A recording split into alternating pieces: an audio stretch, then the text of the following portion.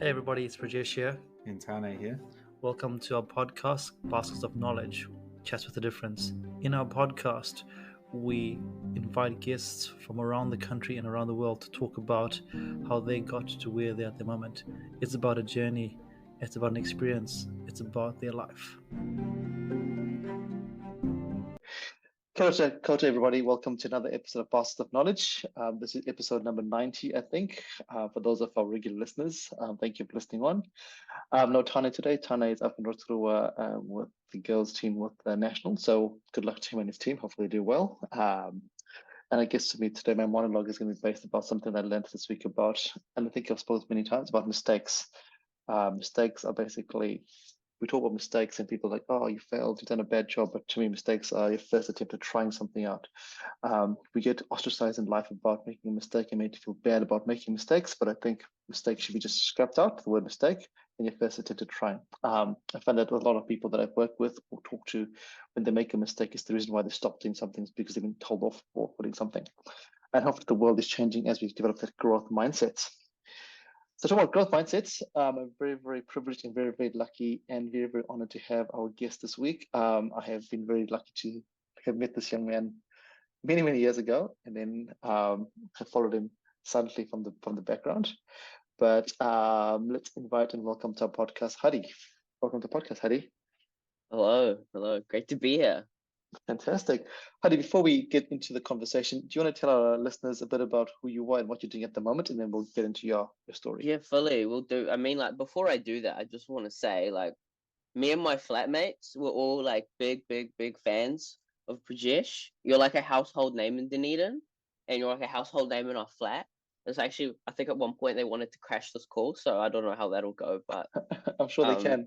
but like when they found out I was going on, they were like, "Yo, can we see Prajesh? When can we see Prajesh?" So it's been a long time. Like, I don't know, some of them know you from school, some of them know you from hands-on. So no, it's good to be here, and I'm really excited.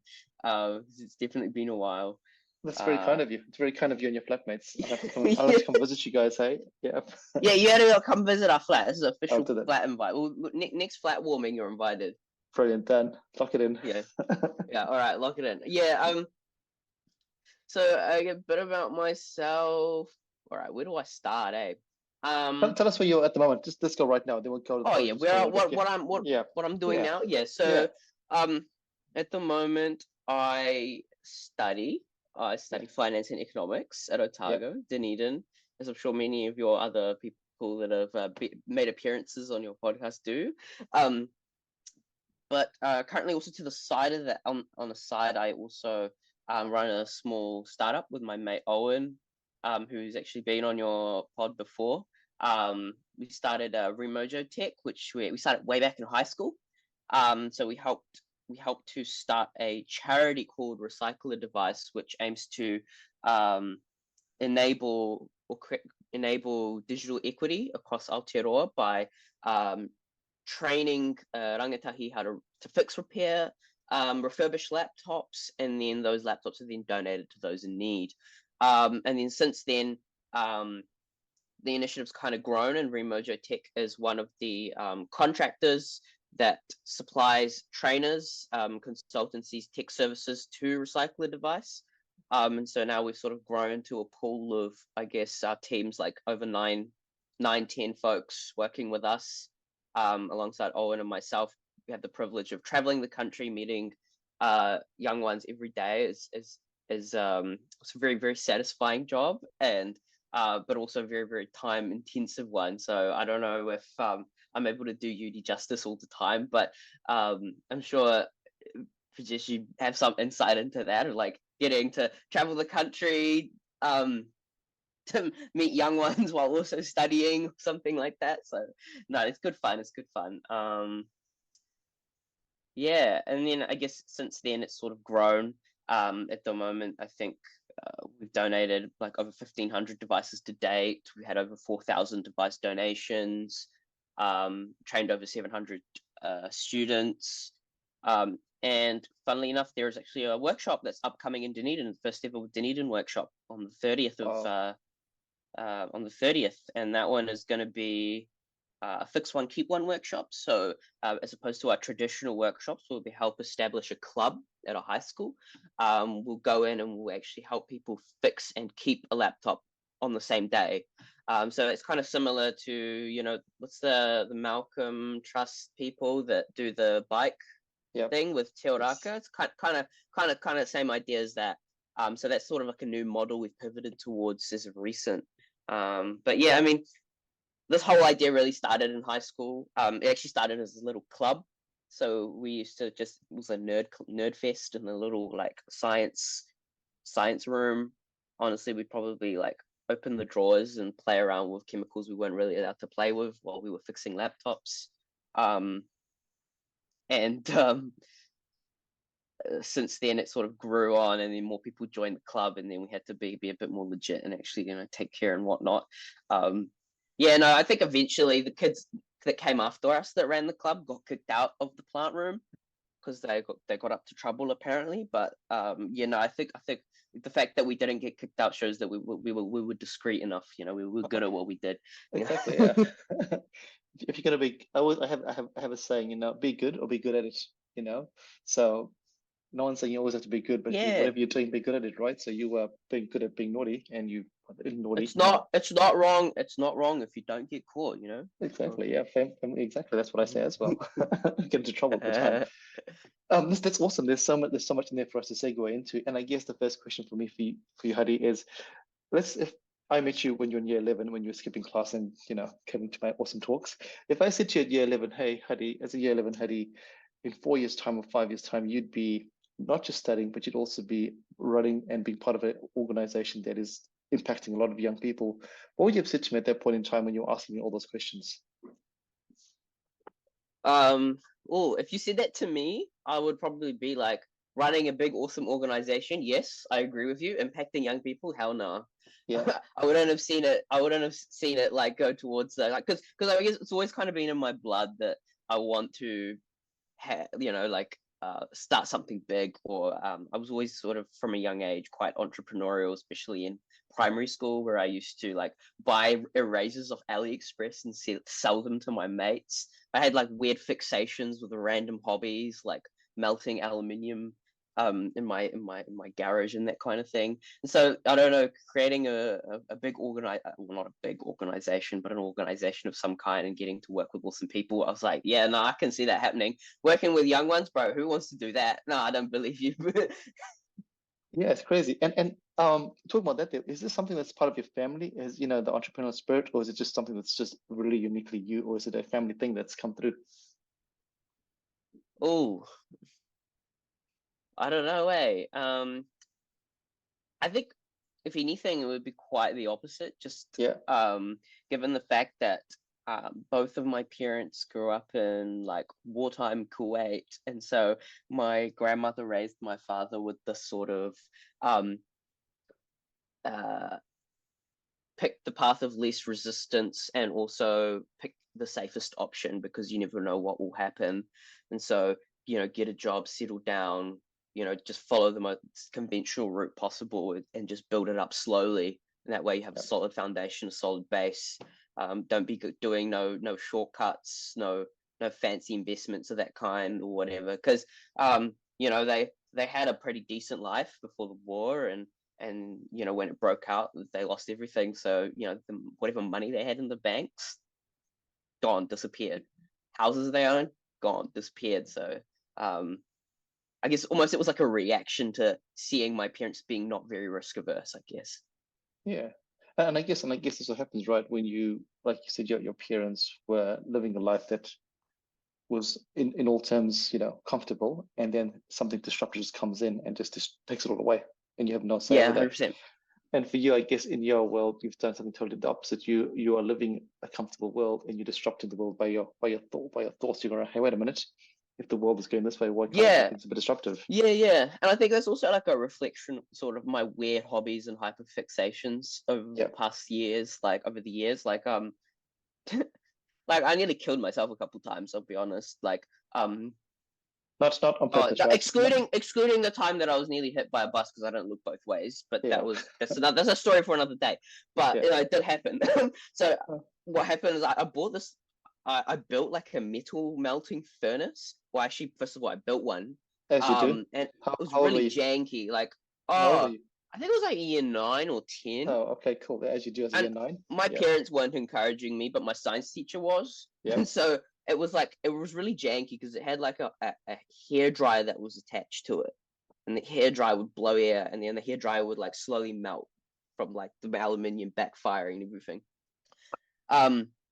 And what ended up happening was, yeah, no, it didn't work too well. So what I ended up doing was, I just went out and bought like a proper furnace from AliExpress. And I was, you know, I thought I knew what I was doing. Like I had safety gear, and I would pour like um flux, which is this like different kinds of compounds to purify the metal that you're melting. But I don't know which flux to use for what I was making, so I just would pour whatever I saw on the internet. So like pine tar, resin, salt. And at the time, I didn't know that when you mix molten salt with water, it creates like a hydrogen explosion. I didn't quite figure that out, so I had the metal that was melting in the pot, and then I was like, oh, okay, let's pour some salt over it. I poured the salt, and I was like, okay, time to stir in the salt. Now I would dip the spoon in water after each time, just to like, Yeah. you know, to cool it down, and then I put that straight in and stirred it, and bang, all these like bits of aluminium go flying everywhere. And then I think for a split second, I nearly didn't wear gloves. Actually, there was a massive splodge of aluminium that landed to the side of me. But had that landed, had I been standing like a slightly to that angle, I would have landed in my face or got like 3rd-degree burns or something. I had little splodges of aluminium all over my clothing. It just burnt holes through. But anyway, yeah, that was a bit of a tangent. But yeah, no, I think you kind of get the idea at that point.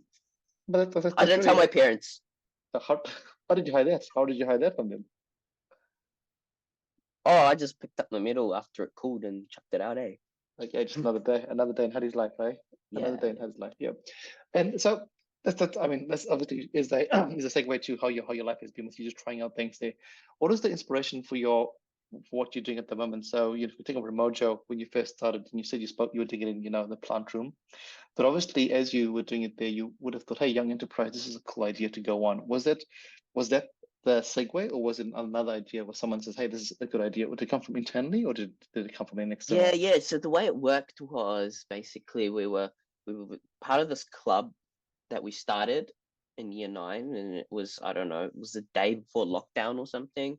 Um, I thought that we had built a really good model, um, and that we could monetize it somehow. So as part of the young enterprise scheme, I was like, well, how about we sell a portion of the laptops to, and then use the proceeds to donate them to use the proceeds to cover the costs of the program. That was my idea initially. We pivoted away from that, but I guess shortly before lockdown, what happened was we fixed a bunch of laptops, we pumped them out. We stayed at school till like 8 p.m. or something fixing them. Um, and then we went on the news for a bit. We went on Great Big Story, if anyone remembers that from ages ago. I think it's back now. They shut it down and then they reopened the news outlet. Um, and then from that, we were contacted by some charities that were like, hey, we really like what you're doing. We'd like to scale it across the country. And I thought for a second, I was like, hang on, no, that wasn't quite what I was thinking. I was more thinking, I want to try this other model that I want to pivot to. But I guess um, we didn't fight the wave. We just sort of rolled with it. And hey, if this is what the world is the universe sort of pushing us towards, I'll follow it that way. So what ended up happening is we ended up establishing this partnership and forming Recycle a Device, where we decided that it would be a better idea to take what we had built at Aotea College, all the models, processes, procedures of running that club, take all that IP, transform it, and then be able to apply it to different high schools across the country, and then try to simplify or smoothen that process as we went. So that was kind of how it started. And I guess in amongst all this, so now this is happening for you, and then you get to a phase where you've got to now go to university. So if you think about it, you go, I've got this thing that's happening here. I've got to go to university. The two are could be totally different or similar. What is it like for you to go? Actually, I want to take go to university, but I still want to keep this passion of mine going. Was it an easy step for you, or was it, as you said right at the start, you're like, man, trying to balance the two has been pretty Oh interesting for you? yeah, I mean, like I met with one of my dad's mates that was involved in the startup scene a lot when he was younger. Yeah. And at one point he said to me, you know, my dad wanted him to like mentor me for a bit. Yeah. So he said to me that at one point he was involved in all these startups and stuff, and he had to make that choice where it was sort of like it's one or the other, and so he did have to drop out. And then a few years later, he came back to uni, but he Yeah. said that there's no harm or fear. We shouldn't have a fear that you can always return. Like it's not a high stakes decision. I made the choice to drop out and see if it would work out. Dedicating my time full time towards this startup idea. It didn't work out, and then I went back to uni. And so for me, I guess I don't think I took him.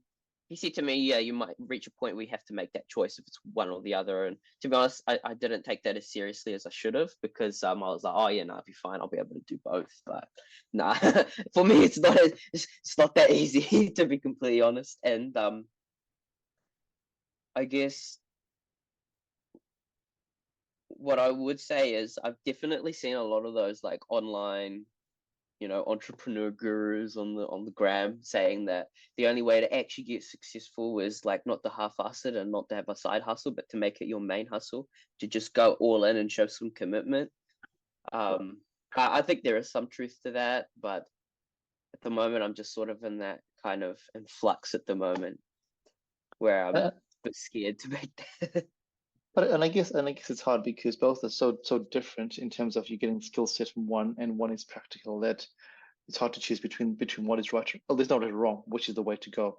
But you said you dropped out of university. What is that like for you? And No, when did that happen? I haven't dropped out. I was Oh, like okay. that was the Got you. I got you. my dad's mate was sharing his story from Okay. university. Yeah. Yeah. Okay. I was like, oh, wait a minute, that's a bit different. Yeah. But then anyway, you make the decision, right? Cool. We're gonna go off. We go to university. We've got this running. But a question I have for you is, it would have been so easy for you to stay at home and do it at home because you've got your base right there. Everything's running there. What made you decide to actually leave home and go? You could have gone to Victoria University right there. Everything's there, nice and easy. But I'm guessing you love being disruptive. What made you decide, actually, I'm just gonna head away? Oh, I mean, I was a bit scared, of course, as everyone Yeah. is, but it was definitely the right decision for me. Don't regret it. I love the fact that I came to uni. Honestly, if I tried to stay home and pursue what I'm doing full time, I would probably go nowhere. I'd just become lazy and apathetic. I feel like having something that forces structure upon your life helps you build in what you want to put into it on the side. So it's almost like when you, it's really strange to say this, but like when you overcommit yourself, when you commit yourself to something that forces you to do something, you actually end up having more time to pursue your passions because your life is actually structured and laid out nicely. I guess what convinced me to jump into uni was to get out of the house was well, probably just the scholarship, like if I'm being completely honest. 100%. No real fancy answer to it. No, that's it. I mean, it's practice. It's real, right? It's real. And I don't want to say, there's a saying out there that if you want something done, give it to a busy person because it'll get done. Because a busy person has structure. As you said before, if someone is busy at doing things, they have structure in their life. That, right, cool, I have to fit this in. It's not about, oh, I don't have time to do this. Okay, cool, I'll find time and make it happen. Not to say that we should all do that there, but like you said before, you have structure. You're right, cool. If I want to do stuff, I've got to make it work into my schedule. So And what about yourself? How have you found how have you found that like reflecting in your life when in your studies and work? Like, yeah, great question. So I mean, I've been doing this. I travel, as you said right before, I travel a lot, and you I seem to do a also, lot all at once. it's really, so I obviously I have my full-time job, which I do. Then I run this podcast here, and I also have a business as well. And I find the same thing with you. I have to structure my time and go, right, cool. I know at this time in the weekend and the evenings, I've got to pivot away from work, my job, and focus on what my passion is, which is about my business. And then also make time for the podcast, which is another passion. But I have to make time for it. If I don't make time for it, it's not going to happen. If I'm not actively making a conscious, intentional decision to make time for it, it's not going to happen. Where I find a lot of people don't succeed is they don't have the intention. They just say they're going to do stuff, and there's no intentional like I'm actually going to contact somebody to say, hey, how do we do this here? As opposed to I'll do tomorrow. If you do stuff tomorrow, it doesn't, for me, that wouldn't work if I kept saying I'll do it tomorrow. And I know myself, I've done this before. I'll do that tomorrow, and it doesn't happen. It doesn't happen. So I have to be intentional. Go, right, cool. On Sunday, I'm doing this here, and then on Monday, I'm doing this here. So yeah. And also throwing that aspect of travel, as you mentioned before, trying to balance travel and all that is another fun aspect. But hey, it is a privilege to travel. It is a privilege and honor to travel, meet lots of cool people. So I'm never ever going to down that. This is pretty awesome. So but you just make it work. You know, when you're on the plane, you just chuck on your headphones, you read stuff, you just use it as building time as opposed to dead time. Got you. Because I tend to use it as dead time a lot. I wanted to ask you, do you have that kind of, I don't know, maybe I'm still in the early days of, you know, being a frequent flyer or whatever, but I tend to have this thing that like 1 day or 2 days after travel, nothing seems to get done, or the day of the travel, nothing seems to get done. It just sort of seems to kill all the time that's around it. I'm just really lazy or apathetic for some reason. I don't know if I think you mentioned that because travel takes a lot out of you. So what I've started doing is when I travel as well, sleep is probably the biggest superpower that you need to have. And I think the older I get, the more I realize that. So on a plane, I sleep. I just find time to sleep. If I know, cool, I've got 12 flights, I'll sleep for half an hour, 45 minutes. That means on the other side, when I land, I'm good to go. Because what I find is when you travel, you get tired. You know, it does whatever, for some weird reason you get tired. So I just use that time to have a nap. Or if it's not, then I will do active listening. So I will listen to a podcast or listen to something that we are doing learning at the same time. Or I read. I mean, this is one book that I'm reading at the moment. Robert Sharma every day. And why I like these is because they're just short chapters. You know, it's not, you don't have to take it like tons of information. It's just, all right, cool, boom, boom, done. It's just something to keep your brain awake. That's all it is, just to keep it thinking. So I might read one chapter and then I might doze off and fall asleep and I find that, hey, I'm thinking about whatever I've read. So that's the way that's my operational level. Different people do different things at different levels. No, I was just really curious because that's definitely something I struggle with, and I would have loved to have some insight from an expert. Yeah, no, I don't know if I'm an expert, but yeah, I think for me sleep is the most important thing. You know, like before getting tired, I think sleep is when you master your sleep, then everything else just falls into play. And the more I listen to a lot of thought leaders and world leaders and leaders, they talk about sleep, and the two things they talk about always is sleep and reading. So the two things it's consistent. You know, when you listen to a lot of people, you're like, okay, what is the common thread that each one of them is speaking about? They might have all these other cool things, but each one of them has actually three things to speak about: sleep, reading, and being physically active. Those are the three common threads across every successful person that I have listened to, read. Not that I am trying to emulate all that, but you go, right, cool, what is the common factor? And you find threads in, I learned something somewhere where great artists produce some amazing piece of art. Good artists just copy them. Yeah. So I just cool. What do they do? Let's just try use that model and shift it towards what works for you. Who gonna carry the boats? Exactly. Yeah. And the logs. You got it. Yeah. Yeah. Talking about that, there's one young person at the moment who's actually doing that right now. 4x48 right now. Yeah, that's like real life David Goggins. Real life David Goggins. Dude, this weekend, yeah, 4x48. I was like, all power to you, buddy. All power to you. Oh, what a beast! Exactly, that could be you, Hadi. Next weekend, surely. 4x48. No. All right. Together. Will we catch up? That'll be our coffee catch up. That's it, right? Every 4 hours, yeah. So as you transition to university life, and you have remote going as well, and recycle a device. What is one of the biggest challenges for you as you start scaling up? From what is used to be a nice, beautiful idea, now you start scaling. Things change when you start scaling. Well, don't get me started with the heroes of scaling. If only we could just stay like this forever. Now, so the first thing that I struggle with scaling is trusting that those you delegate to will do it to your standard. But the thing is everyone has different standards and ways of doing things, and you need to acknowledge that. I think I saw this quote by this something on Instagram gurus or whatever, and he said that if the person you delegate to can do it 70% of 70% of what you do it, then you should delegate it to them. That's one thing I struggle with. Another thing I struggle with is in terms of scaling is sort of optimizing the processes and procedures of expanding to like other schools and running different kinds of workshops, because I think one thing that we seem to be running into is like diseconomies of scale, because you tend to think, you know, the more schools you expand to, the more resources you pour in, the cheaper, you know, each laptop or each unit of output would become. But we tend to find that we're having to bring on more people, and we have to have more streamlined processes that take more time, and so it ends up actually costing more. And then I guess one specific example would be like the way that we order parts, and making sure that it's as streamlined as possible and removing all the bloat.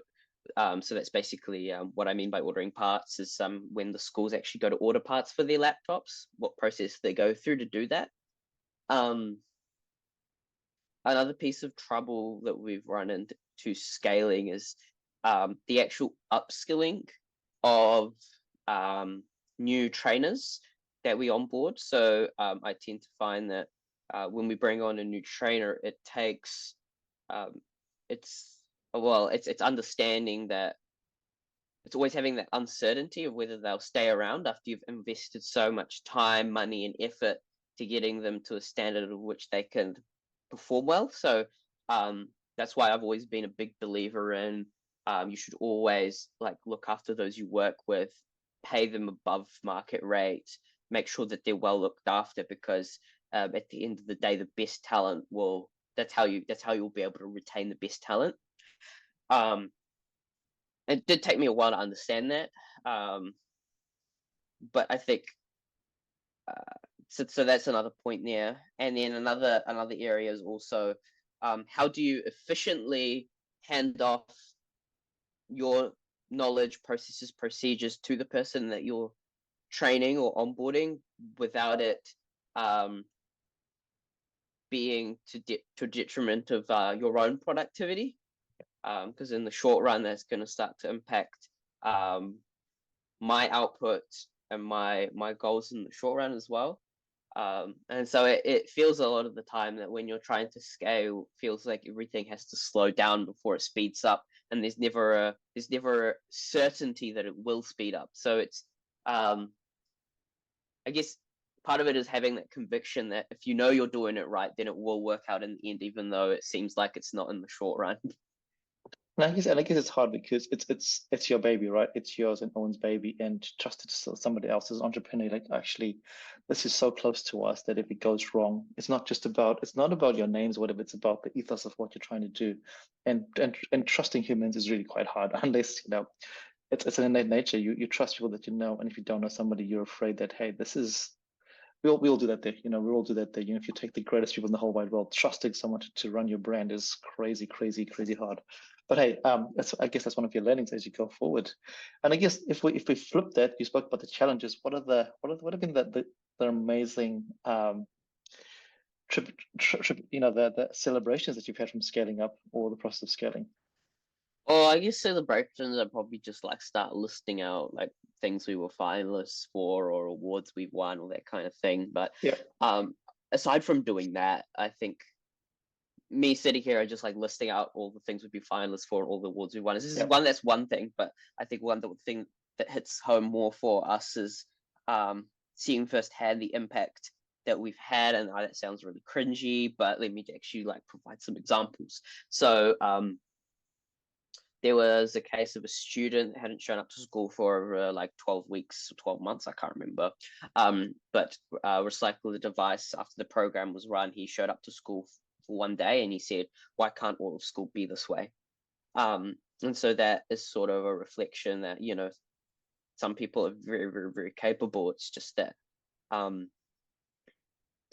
the education system's just not working for them, and then we kind of come in and then suddenly it's life-changing. Another one is we've had some stories of people that have been in say like a domestic violence incident or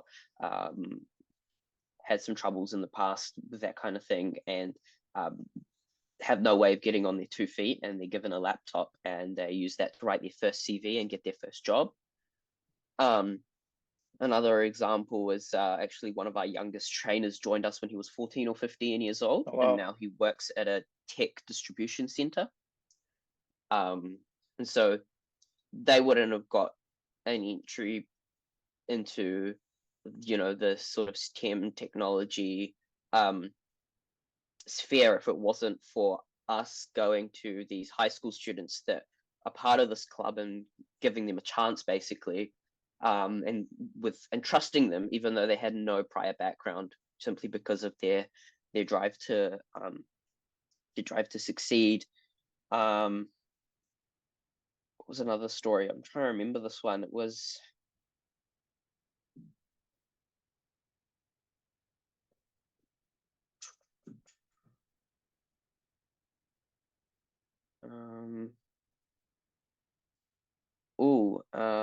what's at the tip of my tongue? That's all right. I'm sure it'll come to you. Yeah.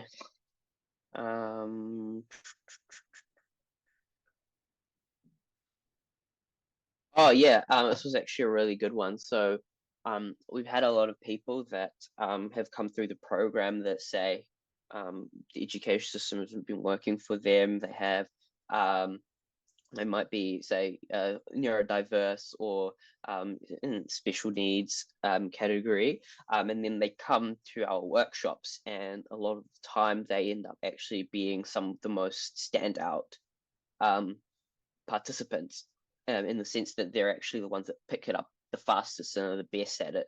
I've also had situations where the most onto it kid and the kid that's fixed the most laptops and starts mentoring all his mates. I have this happens almost every workshop I've been to. The teacher comes up and be like, you see that kid over there? That's the first time I've seen him actually, not getting up to trouble. His attention span isn't longer than 5 minutes. Can't believe you've made him pay attention for the entire day. And I was like, and the even funnier part is when the teachers come up to me and warn me about certain kids, and they're like, but what they say to you is really shocking. They say to you, oh, don't worry about them, don't bother giving them attention, they're not worth your time, they're just going to drag you down. If you give them any attention, it'll just be wasted effort, basically, is what they're trying to imply. But then when we get started in the workshop and I give them just a little bit of attention, just the tiniest bit of attention, they suddenly become the most onto it ones there, and they start mentoring all their mates. And at one point, that group of like naughty kids that the teacher told me not to pay attention to was the team that won most of the challenges. It was, for me, it was a really satisfying moment, because it was like almost out of spite towards the teachers for saying that about the students at the start. We're like, look, I just proved you wrong. Yeah, totally. I like that, Hadi, because we can Google you and find all your certificates and blah blah blah. And I mean, I'm not putting them down, but I'm just saying those are pretty amazing. But I think the stories that you've shared right now show the real impact of the program. Obviously, you're being recognized for the awesome work that you do, which is beautiful. But those classroom interactions are the ones that people don't really talk about. But for you as facilitators, are the ones that actually have the biggest impact. I love what you say, because I have this happen to me many times, where I have a group of young people and they're like, for example, let's just pick you for example. We're like, oh, don't even bother. Hadi's just here because he's missing class, whatever. But I'm like, so what? He's chosen to come, whether he's missing class or whatever. You're there to listen to whatever I'm saying. And like you say, they end up being the people that ask the most questions, but then the most thoughtful questions, even though they're trying to disrupt you, but they end up being questions that everyone else goes, oh, and then they end You're taking a dig at me, aren't you? 100%. Do you remember the questions I asked you? 100%. I just keep asking you dumb questions in high school. 100%. Do you remember when you asked me, what do you want to study? And I was like, I want to study painting. And then you asked me, what kind of art do you do? I was like, painting. I'm glad you remember that moment there. This is quite seminal, and here you are right now. This is great. But I love that, because if a teacher had said to me at that point, don't bother, and I would have just ignored your conversation. And I have this happen to me many times where they're like, but then they end up being the ones that I actually enjoy. They've come there for a reason, whatever the reason is, whatever, what they've got their satisfaction. And ignoring people never works. To me, it doesn't work. So it's really awesome that you got there. But also, what I love about you is the other story you spoke about. The impact is not just about education; it's about empowerment. You spoke about people that are involved in domestic violence, but the fact that they now have access to technology. And if you think about the world today, no laptop means you are basically crippled. You can't do stuff, which is crazy. But just by adding one little thing in their lives, it's changed the whole trajectory of life. So the impact is a ripple effect, because that then affects their family, generational. It's really, really beautiful to hear that. So you've got all the challenges, but the triumphs, those individual triumphs, are really, really beautiful. And I guess, and I'm going to pivot back to your question about, you mentioned all these accolades. What is it like? Because you don't go there to get accolades, but what is it like the first time you get acknowledged, nominated for an accolade? What did you guys think about that? Was it a surprise, or was it like, oh? Oh, I guess the first time is definitely the time with the biggest rush. Yeah. What I tend to find is that the period of time that immediately follows getting some kind of big award or recognition or achievement tends to be some of my most depressing moments in life. I don't know why. I think it's like that falling off the high. Yeah. The days that follow, you're just sitting there and you're like, I'm such a failure. What have I done with my life? Blah blah blah. That kind of, those kind of intrusive thoughts. But no, I think one of the first times we were recognized was probably part of the Young Enterprise Scheme. I mean, the first year I did the Young Enterprise Scheme, we weren't recognized at all. The regional coordinators in the Wellington region hardly knew we existed. But then the next year I was like, I want to engineer change into our business, and I want to, I guess in a way, winning something was almost a goal of mine, because I had seen how others had done it in the Young Enterprise Scheme. So I was like, okay, if I follow the book and I do it the way that they want it, surely I can get something. But I think the first one we didn't really expect. But it gave us this sort of reminder that we were on the right path. And so I guess it was just the fact that we really set our minds to it, and then eventually it came to fruition. That was probably the most satisfying part. But I think, I don't know, awards for me sometimes I just will kind of eventually start to seem a little bit more fake the more you go on, and the more you get recognized and that kind of thing, because there's that process of almost like you have to brag about yourself and then submit an application and that kind of thing. But I guess that's just how it works. I mean, it gives you that kind of badge of legitness that you can throw on a website or something like that, or like footer of an email. But yeah, no, I don't think it should be like a particularly strong focus going forward for myself. I think for me the emphasis is definitely on the stories from the work that we do.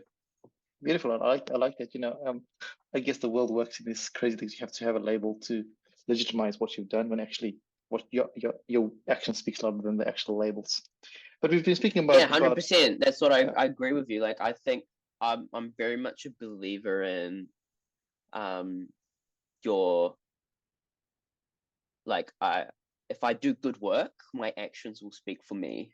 I don't need to speak for my actions. Totally. And I agree with that. I think that's where the greatest impact is. Like you said, your stories. To me, your stories, all the stories you shared to me mean more than your awards. I mean, they're great, but hey, those impacts are fantastic. But let's just focus a little bit. We've been talking about Remojo and all that kind of stuff a little bit. Let's talk about Hadi though. What's university been like for you? It's been great. Yeah, what's been your highlight so far? I mean, you're doing all the other cool things, but as a young person, you've also gone to the university, because you're living two worlds, right? You're living the world of entrepreneurship, and you're living the world of being a young person going to university, which is pretty cool. What's been your highlight so far? I guess, or one of your highlights as a young person studying? I think, like, academically wise, study wise, you're doing finance, is that correct? Finance is your finance and economics. Double major. Definitely a lot of getting to decipher and understand the characters of some of the professors. That's definitely a highlight of mine. I think it's what makes university entertaining a lot of the time. One thing I regret doing is not going to see my lecturers in person in first year, like actually going to the office hours and getting to know them.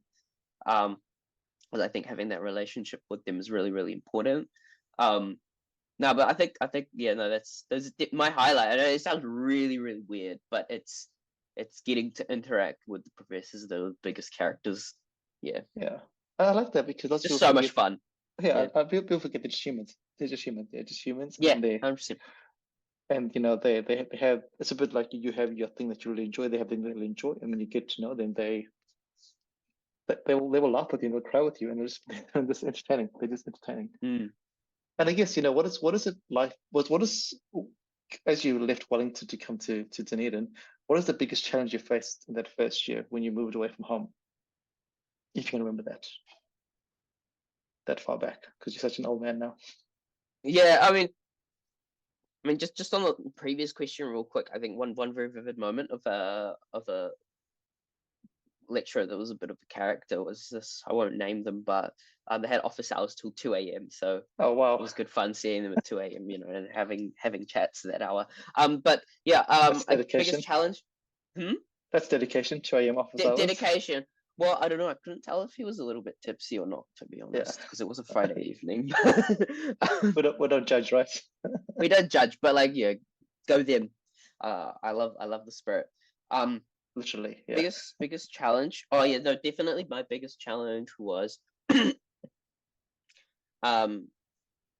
ISIS has always sort of been a bit of a challenge for me at university, but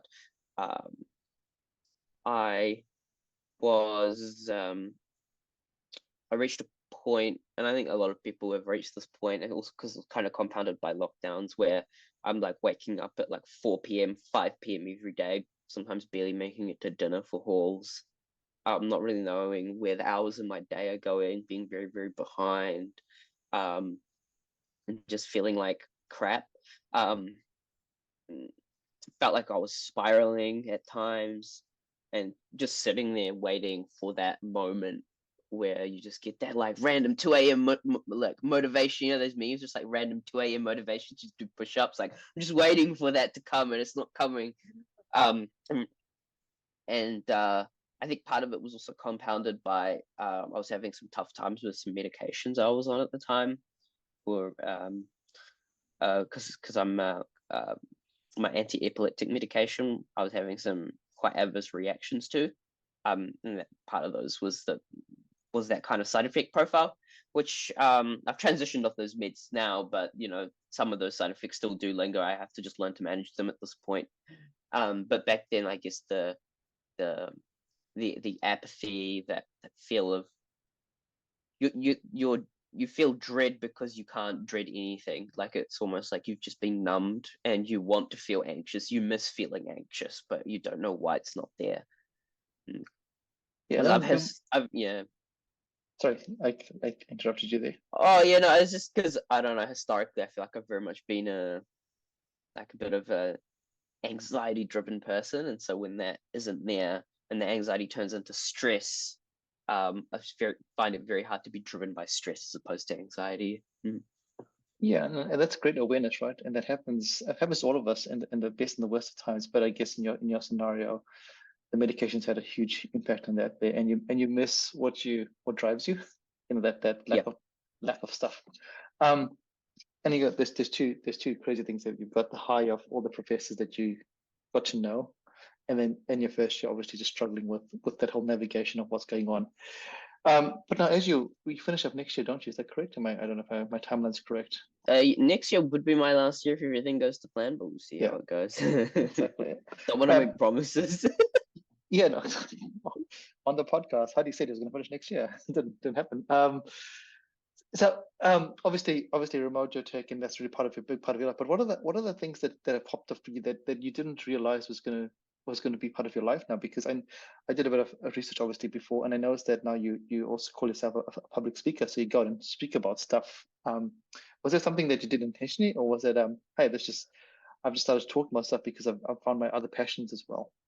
Oh yeah, so yeah, that kind of happened by accident. I think in primary school I got really into the um the cryptocurrency scene. I was really into that when it first hit the ground. I think in 2016 was when I first sort of really, maybe even Yeah, 2015 was when I really first got into the space. And yeah, then my dad had introduced me to some folks that heard about my interests and wanted me to speak about blockchain technology from the perspective of a Gen Z or a yeah. young teen, and so I had to get up there and pretend like I knew what I talked about, show them a couple slides, and make it sound all like inspirational and stuff. You know, the usual jazz. And they always, a lot of them, offered to pay and stuff, but I thought that I don't know that you were meant to ask to get paid, so I did a lot of those gigs for free. Some of them felt bad and gave me something out of goodwill. Um, and then slowly, eventually, I got to yeah, those presentations kind of died out eventually once everyone knew what blockchain and cryptocurrency was.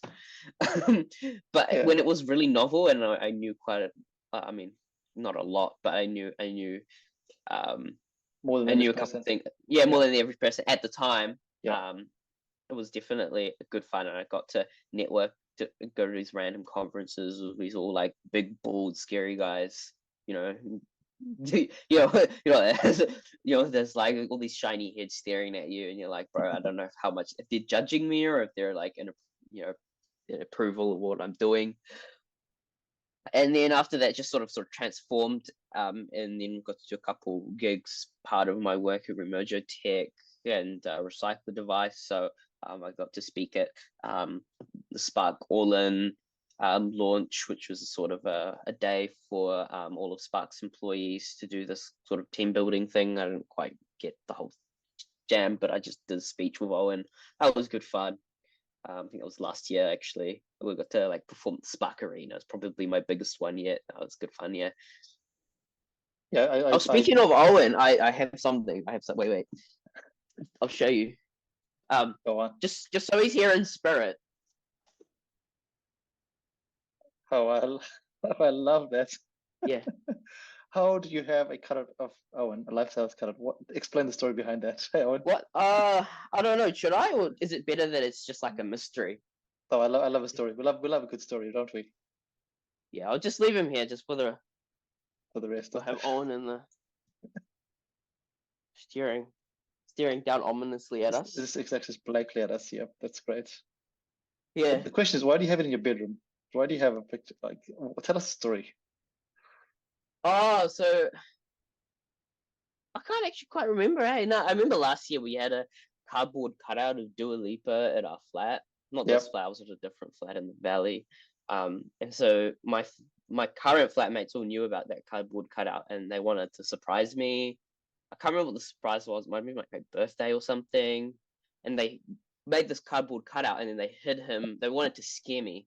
So I think they either hid it behind my door or under my bed. And I just went to take like the sheets off my bed. I just see this like Owen staring at me. So That's a fantastic. I mean, that's kudos to your flatmates. Kudos to your flatmates for doing that. yeah, That's a lot of effort, but it's great. It's awesome. What does Owen think about it? I mean, they asked Owen to send like a full body shot of himself. He did. He didn't know what it was for, and then Yeah. Owen was like, "Is this what they did with the photo?" Crazy, crazy. Talking about other people as well. How does it? Is Daniela still part of your whole team as well? Yeah, so she's currently doing the what's it called? She manages all the socials for Recycler Device. So that's Yeah, the organization that's the charity that Owen and I are still part of and still work with today as yeah, part of Remojo Tech. So we're still like team members in spirit in that regard because we still yeah, do work with her. But just I guess the format of how we work with her is a bit different. Probably going to catch up with Danny later on this year um, at a evening function thing. Um, so that'd be good fun. yeah. Awesome, And she awesome. still always talks about us, and she's up to her own she's doing her own entrepreneurial things as well on the side of her studies too. So that's really cool to see. She's a remarkable person. Like, oh, I wish I had like 1% of the drive that she has, honestly. But Hey, you're all, like I said before we started the podcast. I spoke about your group being really memorable. I remember everyone from that group because each one of you just stood out for different reasons, and it's pretty awesome seeing all of you just do some pretty cool things in whatever space it is. So whatever was in the water in that year or those years preceding that group from ATIA College is just memorable in my head for a lot of reasons. So yeah, well done to you. here we go, right here. And I guess well done to the school as well for whatever they did, because they would have had an impact in that year group, because it's quite easy for schools just to put things down and just go, okay, cool, you guys are being silly, and off you go. So I don't know if the school had impact or what, but whatever, that year group is pretty special for me, my interactions. Now, as we shift forward, so obviously you have done all these other crazy cool things here, which is pretty cool. But I guess as you reflect back at this point in time and you think about what's going to happen next for you, what is your vision for Hadi? Let's take for Ramoji take for a second. You've always been an entrepreneur. What's your next step, I guess, for you as you go forward? And that's a hard question, I guess. Yeah. I think I want to expand my horizons in the sense that I want to get back into the jam or the flow of exploring different fixations and hobbies like I used to. Recently, I've taken up barking. Can you explain what that is? Yeah, so it's like dog impressions, like you bark. So what I did the other day was I live in a complex, right? Yep. And so there's all these other flats, and there's a complex group chat. And so I would stick my head out the window and then just bark really, really, really loudly. And then I'd message the complex group chat and be like, does anyone hear a dog? I don't know there was a dog in the complex. And then some people would respond and be like, oh, Hadi, oh no, I think that's the dog from the hotel that's nearby. They have a dog. And I stick my head out the window again, bark some more. And then I'd say, the dog's barking again. I can't sleep. Should I call animal control? And then I try to gaslight the whole complex group chat into calling animal control on this dog that doesn't exist. So, just the usual. Usually disrupted galore. Fantastic. Yeah. I've done it a couple times. Yeah, no, but on a serious note, I genuinely mean it, that I do want to start to explore that side of me I used to always explore when I was younger, when I had that much stronger spark of curiosity.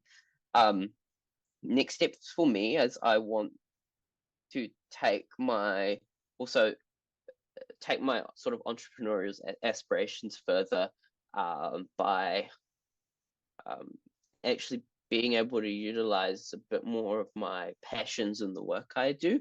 By that I mean, I guess some of my passions have definitely been in the investments and finance space and economics and that kind of thing. So finding some kind of job or environment where I can thrive in that scenario while also doing the job that I love now at Remojo Tech.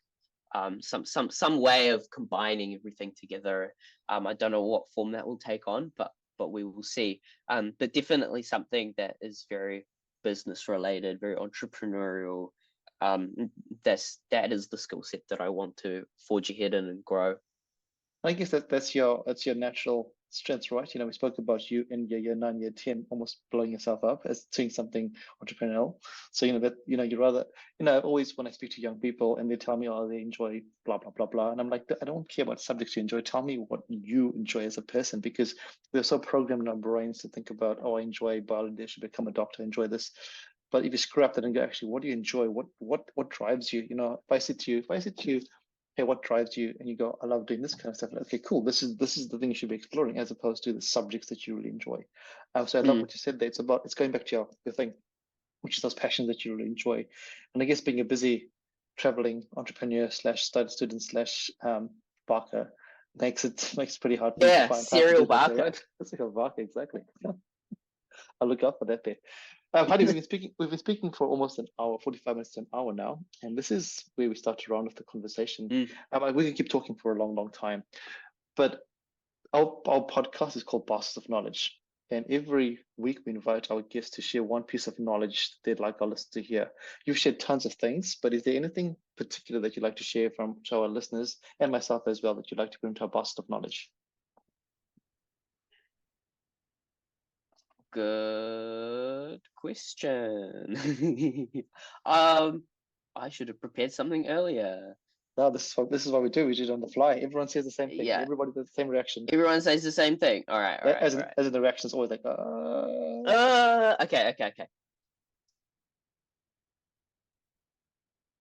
All right. I'll phrase it in a couple ways, but Go on. I guess it sounds really dumb, and it is dumb, but make sure that your biggest hater is always yourself, you know? Explain that. Or Go to that thing. Okay. Wait, so if we were to rephrase this, we'd say embrace your inner relentless critic, because that is where the crucible for the greatest growth lies. You sort of see where I'm coming from. Got it. Yeah, beautiful. So embrace the critic for growth, internal critic for growth. Embrace the critic for growth. Yeah, let's go with that. Embrace your critic. Yeah. I love that. And have you done that? Is that something that you've done for you to grow to where you are? Nah, I wish. Nah. It's I just read it on a postcard somewhere, so I'm going to say it. Yeah, I was just like, yeah, no, that sounds cool. I'll say it. No, that's definitely something. No, it's definitely something that I've been entangled with from time to time, but it's something that I haven't used enough. I think that's we're always naturally negatively, people always talk about like humans are naturally like focus more on the negatives and blah blah blah and that kind of thing. But I think if that's our natural state, then how about we use that to fuel ourselves?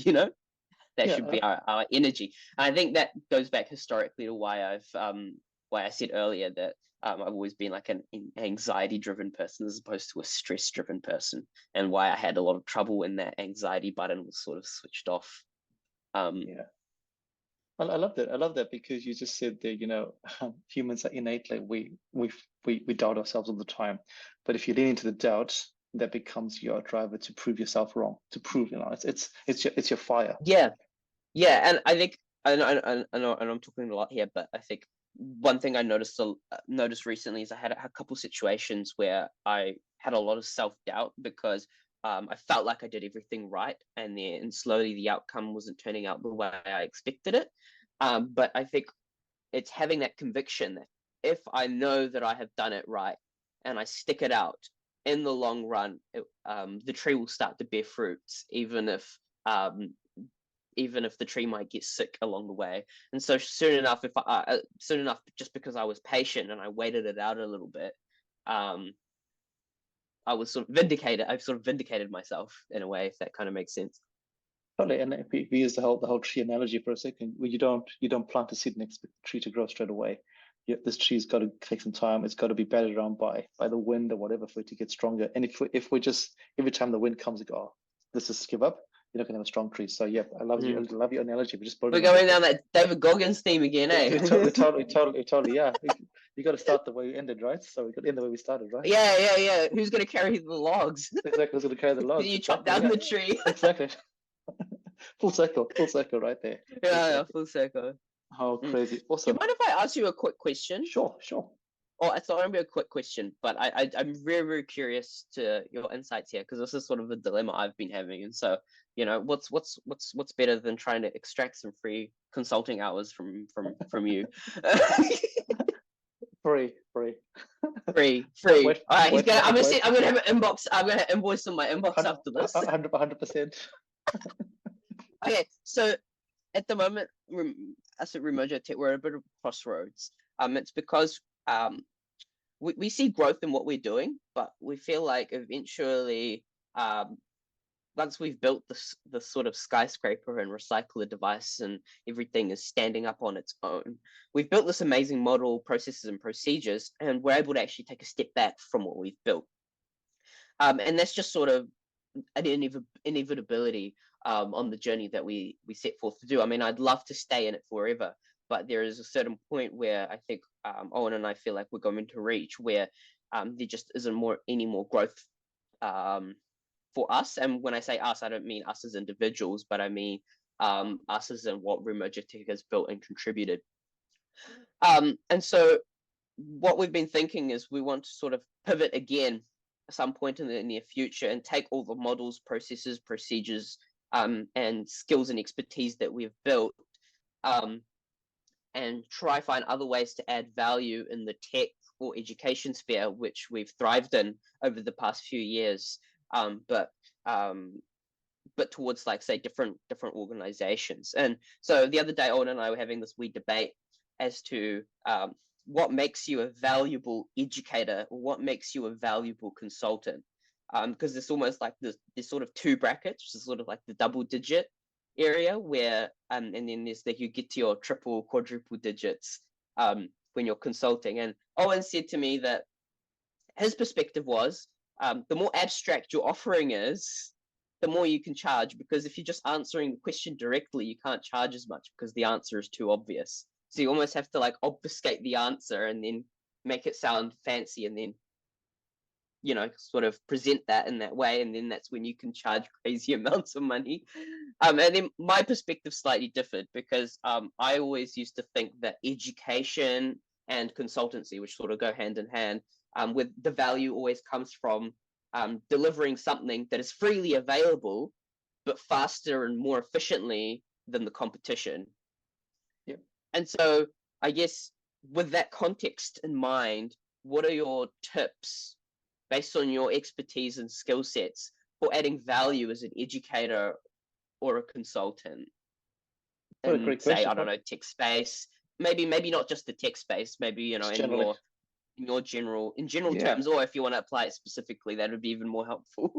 Yeah, and I guess this is why it's awesome for us to meet up sometimes, have a real chat about this in depth. Yeah. I'm just going to give you my 2-minute summary, I guess, and then we can have a discussion in person at some point. So I think there's two things here. There's the educator and there's the consultant. Two are very, very different. Two have very, very different things. And how to describe this is, think about teachers are educators. Teachers are educators. They don't do their jobs because they want to make money. You know, but they could very easily pivot and become consultants and make tons of money. So it goes down to what is the purpose behind each of those roles there. So you both mentioned two different things there. So education, you said, okay, we want to give the knowledge out freely and then see what happens with the knowledge, because you are the expert of your domain. You're going to send it out there, and then other experts of those domains are going to pick up and they're going to run and do their things. That's an educator, right? A consultant is a little bit different. A consultant is, you want to make money by solving a solution without solving the solution. You know, so you're going to go, okay, hey, I'm going to come to you as a consultant, and here's a contract for the next 6 months or whatever. The answer is right, super, super clear. As an educator, you're going to go, cool, here's what you got to go and do it yourself. As a consultant, you're taking that on board, and you're going to be like, okay, this is what I'm going to do, and I'm going to strip feed you the information as you go on. Two very, very different different ways there. Now, in the world of, I guess in life at the moment, there is a transition happening with the way the education space is working. You know, as we see, the more of these bad boys here coming in, and the more empowering they're becoming. Do you want to go, right, cool? Do we want to become educators and how to make this become more empowering, or do we want to be consultants? We own this, and we tell you small things about how we use this in a certain way. And I'm going to look right back to when my first PhD proposal that I wrote all those years ago was at the time when there was one laptop per child. It's one laptop per child, you know, the Microsoft Bill guess. And I challenged that. And I wrote an article, and I said, one laptop per child, that's cool, but it's cutting out so many people. Why don't we go to one mobile per child? And because a mobile device is totally different to a laptop, right? And what my purpose at that point was educating and empowering. So if you think about your example of the domestic violence person, you educated, empowered, and they now the masters their own destiny. But if you were a consultant, you would call the laptop close to you, and you'd say, all right, cool, you come to me, we're going to write the CV together, and I will own that information, and then we'll do it. So those are two different ways to look at it. And then you've got to go forward from that purpose there. Much of I helped there, but I thought that's a good way for me to just that's No, I get what you mean there. So educator and consultant are completely different things, but you can see why I was almost confused in between what the differences were, because it's very easy to confuse them. 100%. 100%, 100%. Yeah. And I guess whichever pathway you go, the impact is going to be, it's still going to be impact, but in Mm. one, the impact is, I mean, both ways is going to be impact, but in one, you own the IP, and the other one, you share the IP. Mm. Yeah. Got you. Yeah. Very But insightful. I'd love to have a in-depth conversation over the next few weeks. Yeah. No, learning from the best. I don't know about the best, but yeah. Awesome, Hadi. Fantastic. Any last words before we wrap up? Oh This? yeah. Could I I don't know when this is gonna go up, but if it does go up before the 30th, surely we can plug the workshop that's going to be running in because we do want more registrations, and the more people that sign up, the better. So on the 30th of September, there's going to be a fix one keep one workshop. So share it around with your networks. If you know someone that needs a laptop, or you need a laptop yourself and you would like to gain the skills and knowledge to repair and look after one, and also get to keep one at the end of the day, this might be something for you. I'll send you the little poster attachment thing, and you can get that one circulated around. Awesome, beautiful. So 30th of September, whereabouts is it going to be held? It's going to be held in one of the rooms at the Polytech, so all the information will be sent through to you once you register. Awesome, beautiful. Hadi, we'll definitely put that out. This is okay. I'll tell you in a second. But for listeners out there, this has been a fantastic conversation. Hopefully, you have learned a lot. I've learned a lot. I picked up a lot. It's been really inspirational, aspiration for me, hearing where you've come from, what you've done. And Hadi, I'm really, this sounds weird, but I'm really proud of all that you've achieved. It's really beautiful hearing what you've achieved, but also the impact that you've had. And I can't wait to see what Owyn, what you as a group of young people get to do as you go forward. So thank you so much for your time, and your piece of knowledge is beautiful. Embrace that critic to grow, which is beautiful. For listeners out there, hopefully you picked up something. If you haven't picked up something, have a listen again, because you haven't been listening properly. There's tons of knowledge here. Until next time, don't forget to put something in your basket of knowledge. Till next time, ka kite. Bye everybody. Peace.